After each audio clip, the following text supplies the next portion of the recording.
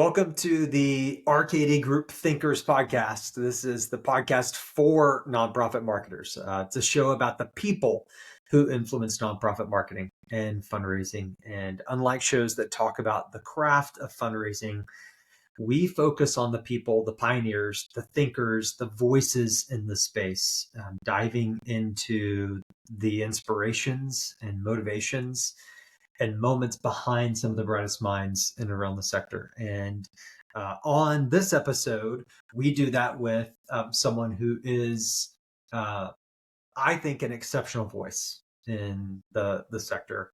And Ronnie, I don't expect for you to disagree with me, by the way, but Sterrin Bird, Senior Director, Nonprofit Industry Advisor at Salesforce, joined us on this episode. Ronnie, we just finished recording. Tell me what are some of your takeaways from the chat? I thought it was just an unbelievable chat. And I pointed this out in the discussion that I was so impressed by the clarity of her memory in recalling such specific details of events in her life. I mean, we go back into how she got her name, Sterrin, which is something you don't hear every day. A moment in kindergarten, informative moments in her life, and all of it just so well thought out and such incredible self-reflection on who she is and how she got to be where she is. Yeah, if you want to talk about influence and understanding the source of someone's influence, this is the episode for you. And could not be more excited to have Sterrin as a part of the podcast. So without any further ado, here's Sterrin Bird on RKD Group Thinkers. Okay, so Sterrin, we were just talking before we hit record just about like the kind of natural free flow. And I got to tell you, Ronnie's always really scared about how I'm going to open because he has no idea if I'm going to throw him under the bus or like hit me with a question. You never know. I'm not. Actually, I want to start with Sterrin, your name. Where did the name Sterrin come from? It's such a unique name. I've never met another Sterrin. So where did that come from? I will tell you. So my mom, my late mother, was a voracious reader. And when she and my father were first married, they went on a trip to Ireland. And my mom bought a novel called The Big Wind that was written by Beatrice Coogan, which is a historical fiction novel that is basically talks about the big wind or a giant hurricane that hit Ireland in the late 1800s.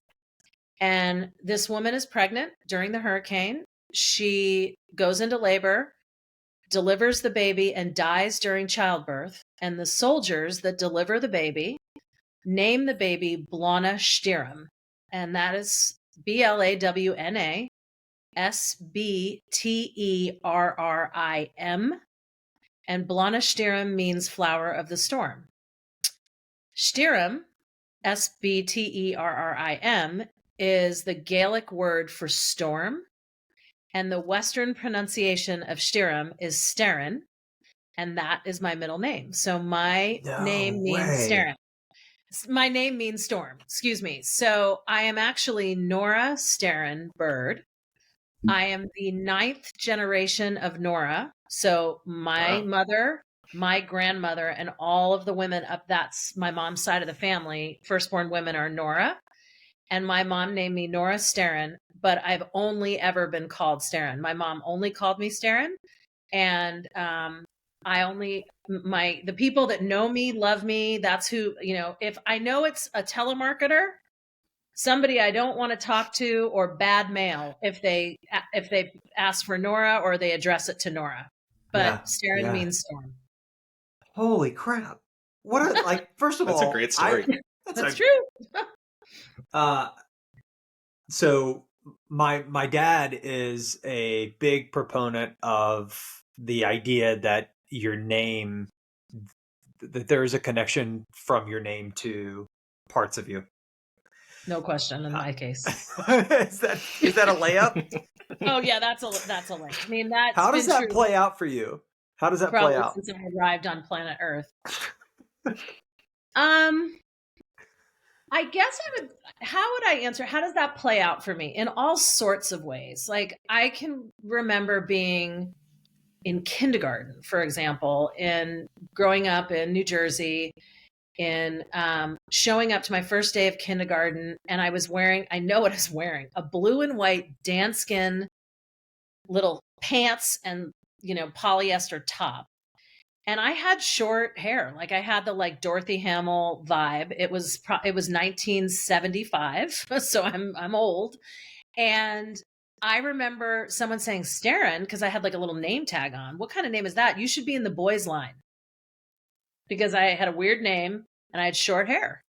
Yeah, the haircut. And I can remember like putting my hands on my hip and saying, I'm a girl and I can stand in whichever line I want to. And that was 1975. And I would say the rest is history, but yeah. It plays out in my life personally as well as professionally. And I would start with personally. I try every day to show up authentically, warts and all. The good, the bad, and the ugly. And I also I try to create the same kind of space for other people to do the same thing. And I just think because we spend so much time marketing and proselytizing and like operationalizing imposter syndrome, is for lack of a better expression, that like, you know what, forget it. We just need to do the best. We all need to just do the best we can every day. And we have to ask each other for help and all of those things. But that's also sometimes not how the world works. So I can be provocative or stormy in that regard. Sure. Personally, whether it's with my children or with my friends. And then as it has presented for me professionally, I have garnered the nickname in a couple of instances where CEOs and boards have referred to me as General Disruption. I have often been the chief revenue officer that people hire when they want to change and they also need to raise a lot of money fast. I'm a little bit of a unicorn that way. Like, I can, like, I worked with an educator once who told me that she really didn't understand my learning profile because my peripheral vision was like 360 degrees, which is part of what made me like a good fundraiser. But I am adept at stepping into something and disrupting I like to believe, in an inclusive way, where it's like everybody has a voice. And even if I'm ultimately the decision maker, I think the disruption and the storm in me goes back to creating space, and people, knock on wood, will run up a hill behind me and have faith. And because I'm also willing to own the consequences of decisions I make, good or bad, and examine them and learn from them. And I think that makes me sort of stormy. It also makes me we're off to a good start. We're off to a good start. I'll tell you this. It also, as a single mom of 2 kids, it also makes me really hard to date, but that's not this podcast. That's not this podcast. That's not this podcast.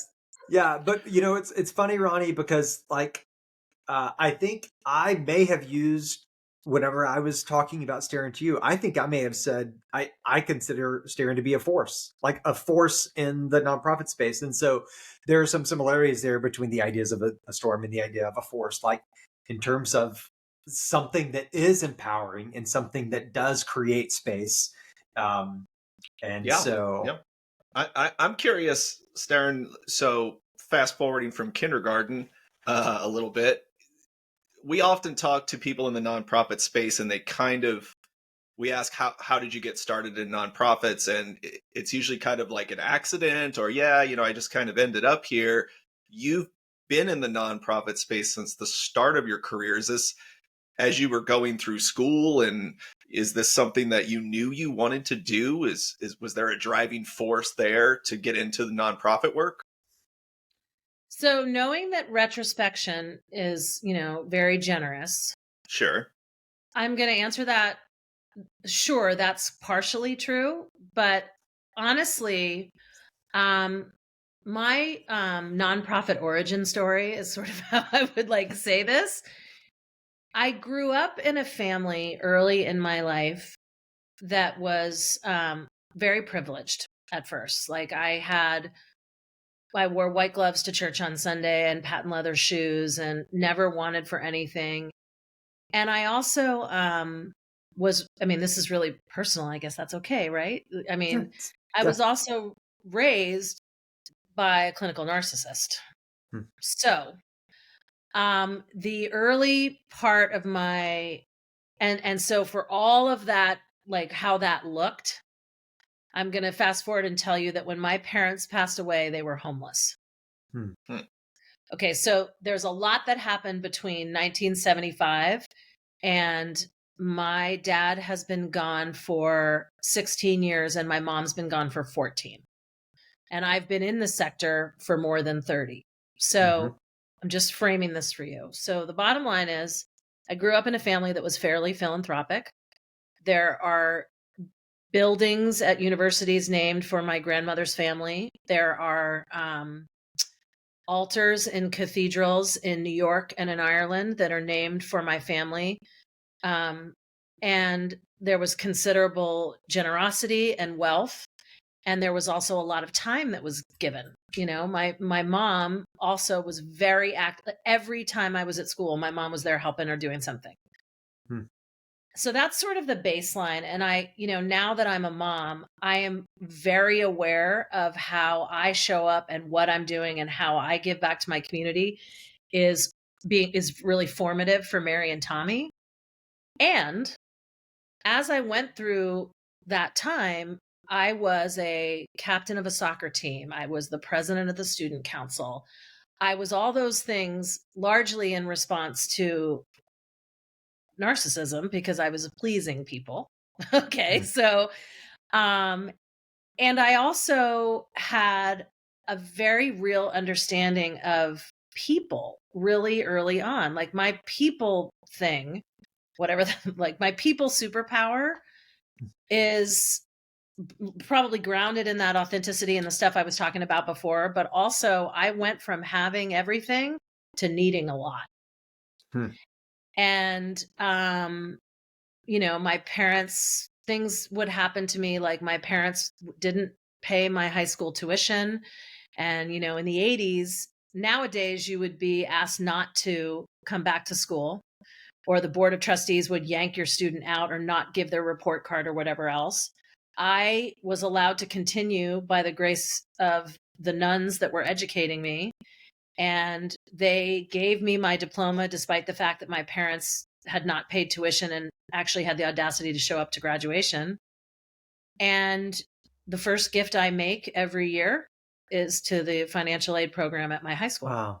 Yeah. Because if they hadn't let me graduate, what would that have looked like? And by all the outward signs, I, was just another one of those privileged girls graduating from a private girls' Catholic high school. So that sort of launched me into space where throughout college, then I was also in student government when I was in college. I was also in a sorority, and I ended up being the person that was organizing the habitat builds or the work with the local museum. Like it's just sort of in my nature.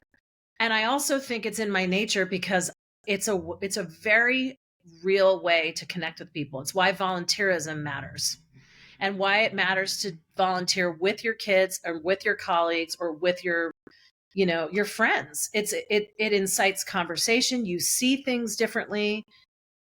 And so that's how it started. And so all through college, I was doing that. And when I graduated from college, I had $230 in my Wells Fargo checking account. And remember those little square ATM receipts that they would spit out?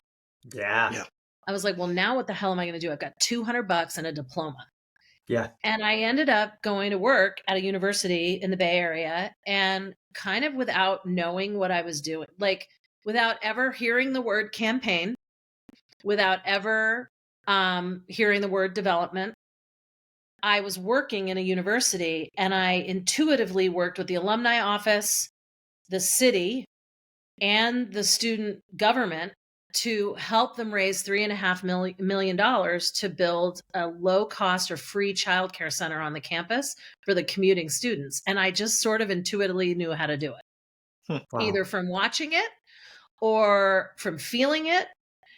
And because I'm a Stormy, I'm not afraid to ask. It's not like I'm asking for me. Like I had already had to ask for me, like when I needed to move in with my best friend in high school, or when I needed to, find a dorm room and like show up in college and figure out how to pay for it all. I mean, those were all really real struggles for me that like formed me that way. And so that's how it started. And then I started reading the Chronicle of Philanthropy. I was like, oh, that's a thing. And then I, had a family friend who has long since passed away from cancer, sadly, but who was one of the original like founding fathers of fundraising consulting. And he said to me, you should be doing this. And I applied to get a master's at the New School in Manhattan. He handed me the then paperback bound version of the NSFRE consultant manual. Okay. Like NSFRE, like that really dates me. And I wrote letters to all the biggest fundraising consulting firms. I was 23. Uh-huh. And I asked for an internship because I had been accepted to graduate school. And I flew to New York by myself. I checked out the New School. I interviewed at a couple of big firms.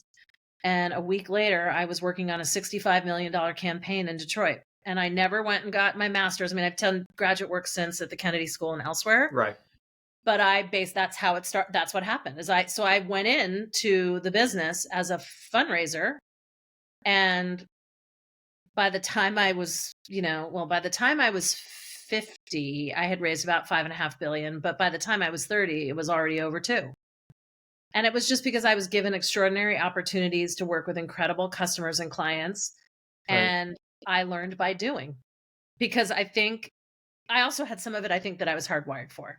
So that's how it happened. And, I am surrounded in Silicon Valley. My best friends were early employee 17 at Salesforce, or 12 at Oracle, or Yahoo, or all these places.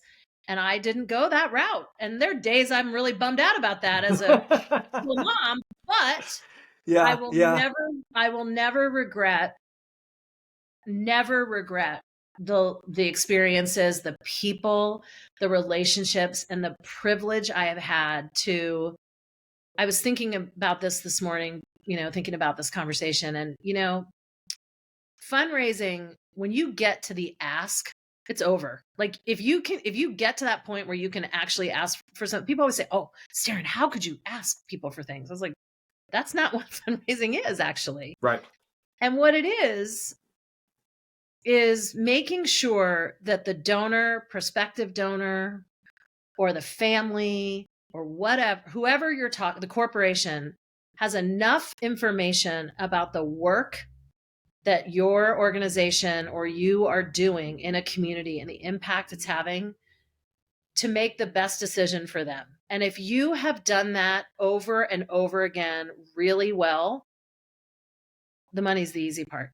Yeah, for sure. It's really about just creating space for people to learn about what a community needs, or what the mission is, and how you and your teams are filling it. And I mean, I hate, at the risk of waxing philosophical, the same thing is true about innovation and technology. And now my job is, I've taken all of that 30 years and I get to help organizations who might not think they can, don't know how, or don't have enough information to innovate, get all the information that they need to make the best decision for their organization.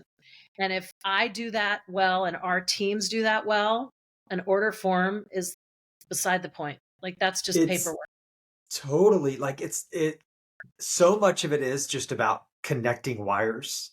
Like at the end of the day, like to your point, you're connecting one thought to one thought, one thought to one thought, answering those questions and making sure that they have the information to make the right decision for them. What's so and interesting. access to people to ask questions. Like, gosh, the best part about the nonprofit sector is that to survive in this industry, we have to have abundance mindsets. Like, Mhm. let's face it, we get rejected for a living. We're woefully under resourced. All the things that everybody talks about on LinkedIn and all, it's all true, right? And we have to keep going. Yeah. Yeah. And The so, fortitude that it takes, yeah, right? it's like, Yeah. so the fact that a C-suite leader at a global NGO is willing to talk to a affiliate leader at an American NGO about how they did it, and if I have the privilege of connecting those two people to have that conversation, boy, am I lucky. And Yeah. Right. they'll share. That's the Yes. whole thing. It's one of the reasons why Tim Kirsten, who's been one of my mentors, and Ronnie and I had a chance to work with him for the better part of a decade. Whenever he talks about fundraising, is a noble profession, if not the noblest, because of the great privilege that you get in fostering those connections for people investing of their hard-earned resources into something that they truly believe in, like that. That's incredible. We Yeah, and should. even if they don't do it, Yeah. the fact that you've informed them is God's work, for lack of Yeah. a better expression. Like, Yeah. Yeah. Yeah. you Yeah. have made the world a better place by virtue of Yes. giving someone information that they didn't have before. Full Totally stop. agree. That's Yeah. what the word engagement is all about. Yeah. It's like, Yeah. It we is. need humans to be more engaged in the communities they're in and living and working in. And we need, as animals and mammals, to be connected to one another, whether we Yeah. want to stare at our phones or not. That is, Yeah. I believe, a biological imperative for us as human beings. And it's the foundation of what it is. It's funny. Um, I was in Italy. I went to Italy it was in October of 2019, right before Okay. COVID. And I was there for 3 weeks by myself. I just kind of needed it was sort of my eat, pray, love vibe.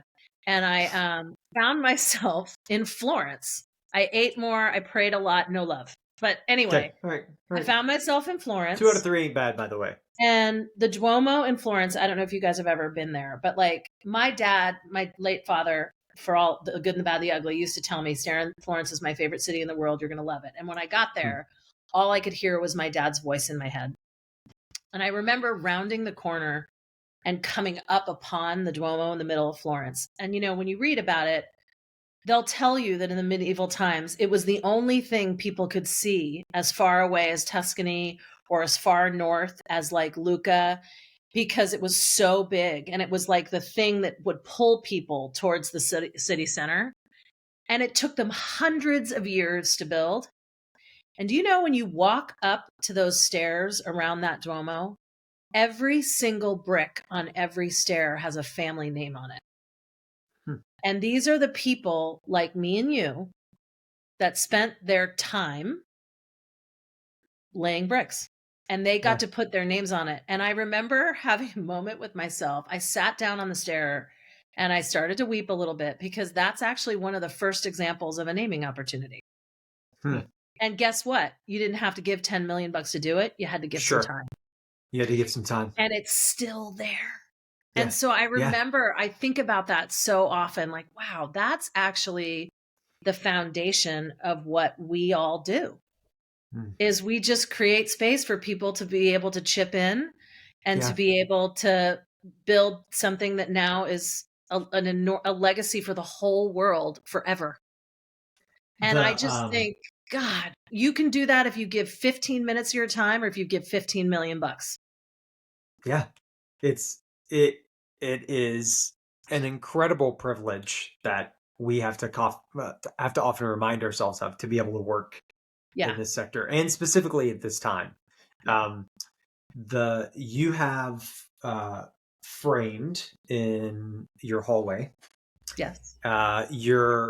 your version of the Hippocratic Oath to the philanthropic sector, and much of it centers around wellness Mm-hmm. and acceptance. Could you expand on that? Tell our listeners a little bit about that piece and what it means. So I guess, having said, moments ago that I was raised by a narcissist, and like, there's a book for anybody who's listening that if you want to read, it's called The Drama of the Gifted Child. It's 89 pages and it changed my life. When you grow up in an environment like that and you are conditioned to please others and not take care of yourself, it is often the pathology that leads many into lives of service. So Okay. whether you're a doctor, a nurse, in the armed forces, there's a lot of things that spur us into action. In my case, a lot of it was about people pleasing, and about being a good girl and having the best grades and the president and the captain of all these things. When that happens, again, with the benefit of retrospection and now at the ripe old age of 54, I can say to you that it takes a lot of work to untangle some of that stuff and actually learn to celebrate my own gifts and which pieces are mine and which pieces do I get to take with me that were good, and what are the pieces I can leave behind. And I think that work. So a couple of things about that Harvard experience. First of all, I always had a chip on my shoulder about the fact that I didn't go to an Ivy League school. And the reason I didn't wasn't because I couldn't get in. It was because when I was applying to school and when all of this was going on was my parents' worst of the worst. Okay.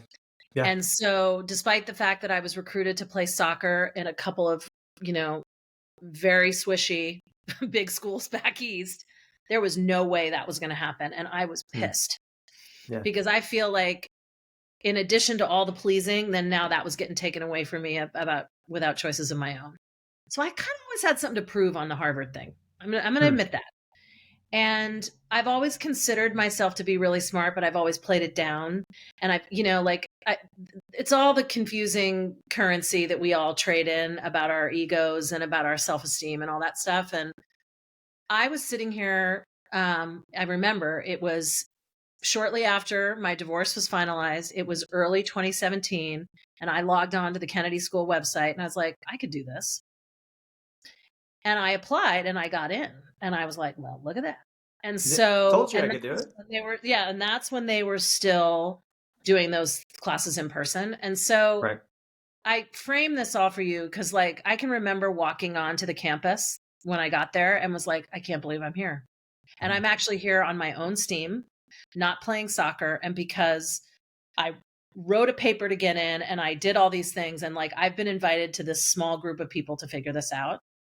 And I have to say that and I was like, well, why am I taking a class in fundraising? I've already raised all this money. It was so not about money and fundraising. It was all about who you are and what my purpose was and why was I choosing to do this work. And it was the first time I was actually forced to examine why I wanted to do it, not why I might be doing it. So the fact that was our last exercise, I had been kind of keeping track of things throughout the course. That course happened to have been a year long. So we were in Cambridge twice and then remote for the year between. So that was the longest of all the courses I took. And I just think the values piece of it, the self-care, it's recognizing, I don't know everything. I'll never know everything. And the very work that I do is grounded in community. So guess what? It's okay to ask for help. And it's okay for me to say, I don't know. And as long as I'm honest and open and authentic about it, I'm letting other people do the same thing. And that's just going to create, waves from the storm, to pull through that analogy. Right. So I think for me, I would, and then I've gone on from the Harvard piece to work with Bill George and Scott Creans through the True North Leadership Program to help people really examine purpose. Because I think whether or not you're in high tech or in the nonprofit sector, you want to wake up every day and feel like you're super clear about what you're doing and why you're doing it. And even if it's just to make money because you want to support your family, that's okay. But if you're clear about it, your days are cleaner, they're more productive, all the rest of it. So for me, that's really it took me less than 5 minutes to write that. That's how clear I was after that experience. And I go back to it all the time. And the reason it's framed is because that year, which would have been, I think it was May of 2018. So that means I was turning 48. My friends took it. I sent it to them as I left Harvard. I emailed them and said, you guys, thanks for the support. This has been really amazing. And that's what they gave me for my birthday. Oh, wow. So my girlfriends framed that for me as a reminder to me that I said it to myself and that they believe in me. And That's I awesome. posted it to LinkedIn the other day because, we all have bad days, like whatever. But, the people that I tagged in that were the people who inspire me to keep going and to say, you know what, you can't, it's hard for everybody. But if you take care of yourself and you stay grounded in your purpose and grounded in your why, even the worst days you can get through.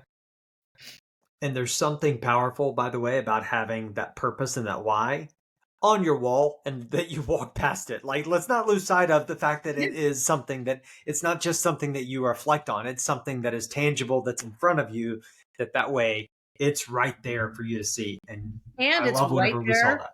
for every guest I have in my home sees it, and my kids see it every day. And I will never be able to live in a 10,000 square foot house and give my kids, unlimited resources and all the rest of it. But I can give them the DNA and the example of self-awareness, generosity, and resilience. So that's what that is for me. It's like, I see that and I'm like, okay, you wrote that, Bird, get it together. Like if you're having a bad day, or walk away and then come back to it for a second. So it's kind of like a talisman, or like since I told you about the Irish thing, it's not my Blarney Stone, but it's like my thing I touch, like you go and you're like, that's still there. That's mine. Yeah, that's great. Yeah. Sterrin, I know you and Justin know each other, but this is our first time meeting, and I'm struck by your self-awareness and the clarity of your memory on things. I think back to my parents will reference something from when I was a kid and I'll be like, yeah, I guess I vaguely remember that. And you have these crystal clear memories of details and what you were wearing in kindergarten, for example. Yeah. So thinking about that, and I don't want to over set up this next question too much, but can you walk us through, we just talked about how long you spent in the nonprofit space, specifically at nonprofit organizations. What drove the move to Salesforce? Obviously, still working with nonprofits, but a little bit one step removed from not being at an organization. Okay, so this is another super clear thing. I had a feeling, but I didn't want to put the pressure on. So in June of 2020. Height of lockdown, I had my 50th birthday. I had a big 50th birthday planned. I had all the things that I was going to do to celebrate this big milestone. And of course, like all of us, it all went to hell in a handcart. I was the chief revenue officer for a really, really amazing organization in Palo Alto called Children's Health Council, which was founded about 70 years ago. And it exists in service basically of children and their extended family, children who have learning differences, whether it's processing, ADHD,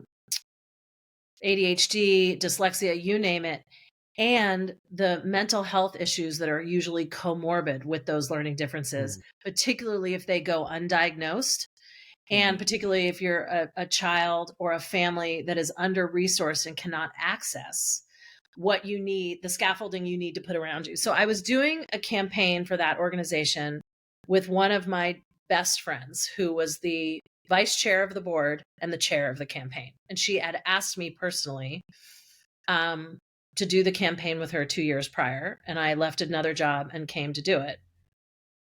I was sitting here like everyone, watching Food Lines and watching all of this stuff going on, and knowing that I personally had 9 data sets in 9 different point solutions across this organization, and was in the process of doing $100 million campaign for them. And I was like, well, I'm smart enough to figure this out. But boy, and I started to think about a lot of the people that worked for me as development associates or, vice presidents of development when I was in big federated orgs. And I was like, how are they managing this? Like I remember what time it was. It was 5:13 in the morning. I even remember, I can't tell you which sheets were on my bed, but I do remember what time it was because I was like, what are they going to do? And I had been really lucky enough to have been a Salesforce customer a couple of times prior and had done some innovation work with them inside organizations I'd worked for, of which CHC was one, by the way, because I had come to Salesforce and said, I need help aggregating this data to run this campaign. And I had done that on the back of a napkin 10 years prior with our dear friend Kelly Hecht. And we figured out how to do that before like data cloud was a thing. I mean, this is just true. And I sent a couple of very carefully Jerry Maguire-ish text messages and emails into Salesforce that morning. And I just said, I've been a customer of yours. I admire your corporate values. I'm watching this TV and the food lines and knowing that, Feeding America is not unlike Nestle, for example. How are you guys talking about this as a business? Like, what are you guys thinking about as it relates? So it was kind of me doing the job I have right now without actually having the job.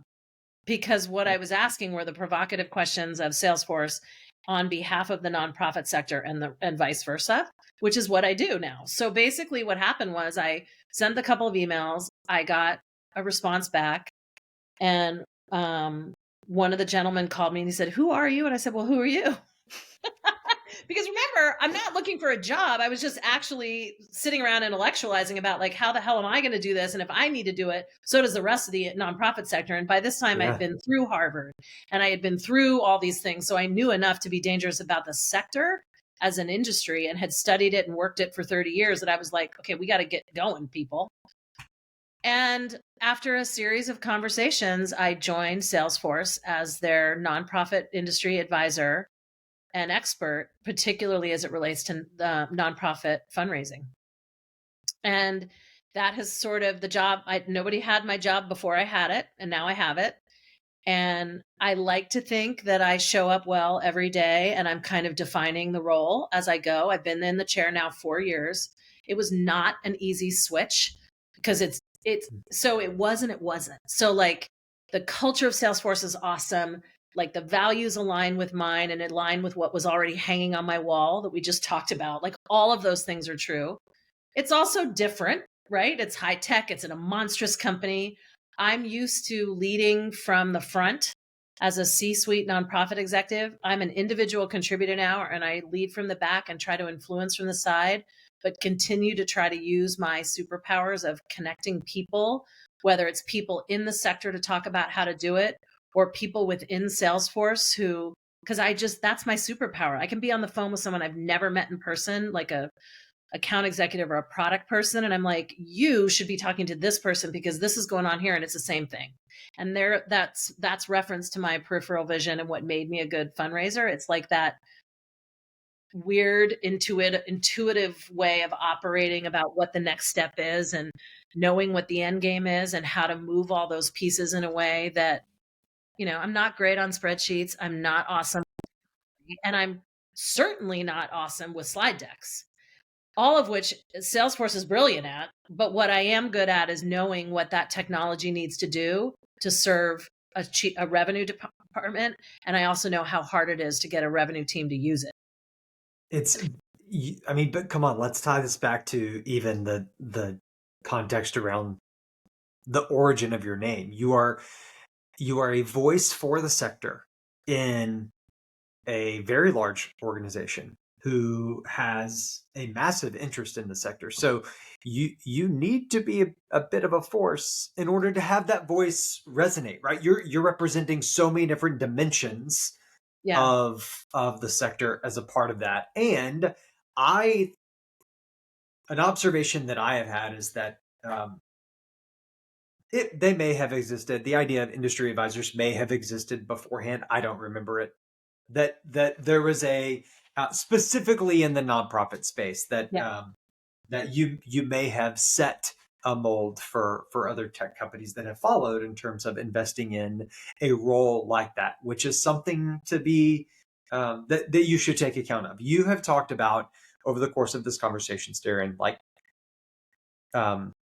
you've shared so many different aspects of your life and your life mission to this space, and I have to say that that it does inspire us as we think about the ideas of galvanizing purpose and innovation. Like, because Yeah. our vision is to propel philanthropy forward, and so you can't Yep. do that without galvanizing Yeah. purpose and innovation. And so, Totally. just as I say it all the time. I must say this 10 times a day. The technology will do what we need it to do. We have to decide as an industry or an organization or even a team that we know we need to work a little bit differently. And yeah, then we have to work together with those innovators and those disruptors, those thinkers and those tech experts to identify what the best path forward is for us in our organizations. And then it is incumbent upon us as leaders to create an inclusive environment where our teams can learn and not be scared to death of this.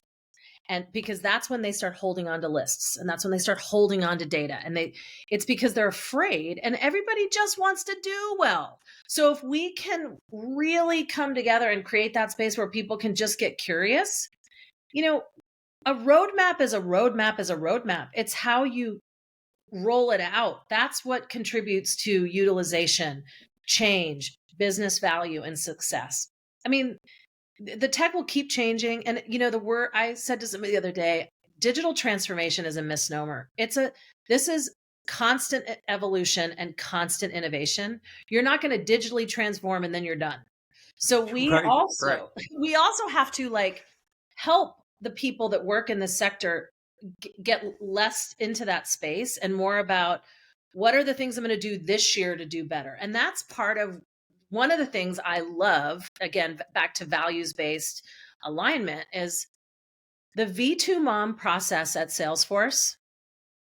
Talk about something that scales.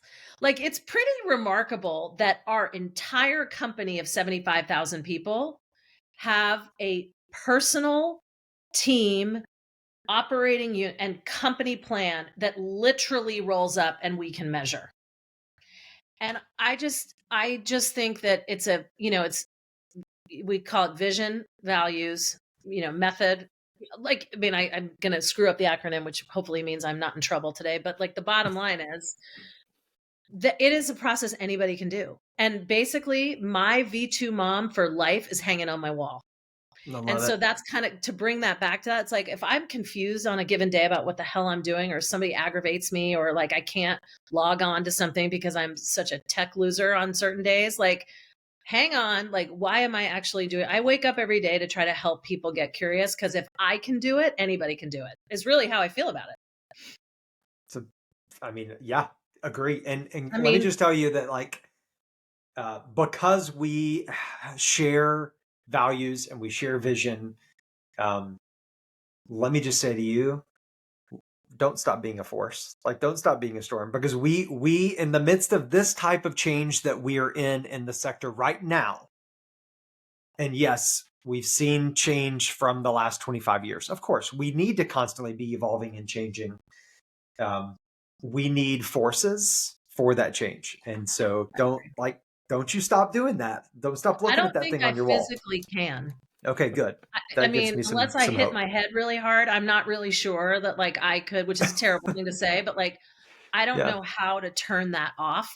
Yeah. And I also have to keep it in check. If I'm going to be a mature leader and a mature force, I also have to keep my storm and my force in check. Right. And I have always wanted to use my powers for good and not for evil. I can remember cartoon characters that I identified with in that regard. And that's just still true for me. Yeah. And, I'm not for everybody either. I get it. I'm sure people sometimes see me and they're like, oh God, her again, but whatever, that's okay. I'm not for everybody. Everybody's not for me. But the bottom line is we're better together. Yeah. And so, if we're really going to contribute, commit to inclusivity and all the rest of it, we got to listen to all the different voices. And then we've got to make back to making decisions. It's like, get all the information you need and then make the best decision for you. And please don't put it in GPT. But I mean, like, I want you, like, write your own thing, like write your own Hippocratic oath, like dig deep for that stuff. Cause it matters. It matters. It totally does. Yeah. Dadgummit. Sterrin, I wish we could keep going for another hour. Thank you for spending some time with us today and sharing a part of your story and sharing a part of these formative moments. One of the things that we always love is when we get to the end of the conversation, we can look back and think, holy, just how did that happen? Like in terms of the way that everything flowed together. And so we love getting to share in your story today and love the work that you're doing. And so thank you. Well, I am deeply flattered that you invited me. I will never say no to someone with a Dead and Company picture behind them. Because as you know, my dog's name is Jerry Garcia. He is not making a guest appearance today. He's asleep at my feet. But we all just need to, this is hard stuff. The world is a really scary place right now. And it's a scary place to be a mom. It's a scary place to just, for all the reasons, you just flip on the tube and you know it. But the world, we need each other. And then by extension, the world needs the nonprofit sector. Because I think sometimes people underestimate how much of the fabric of communities, local, regional, and beyond, that this industry is holding up. And we need it. So I will not, so like back to my thing, which I think I have committed to memory, I will not give up